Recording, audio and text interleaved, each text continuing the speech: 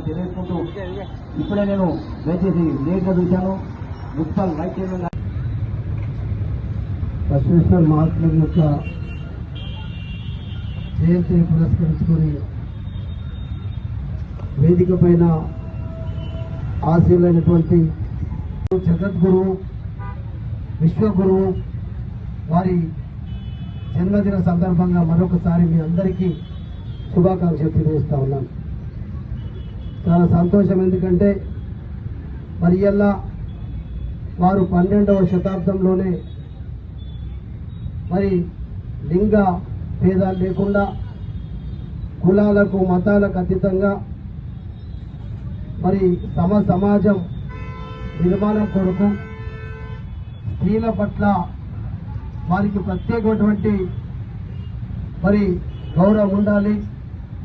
స్త్రీ సమాజాన్ని కూడా గౌరవించాలని చెప్పి మరి 12వ శతాబ్దంలోనే బసవేశ్వరుడు మరి వారు అనేక ఆశయాలతోటి అనేక ఉద్దేశాలతోటి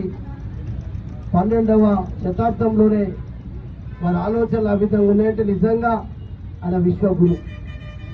మరి ఈరోజు జగద్గురు అటువంటి మహనీయుని యొక్క జన్మదినాల సందర్భంగా మనం ఇలా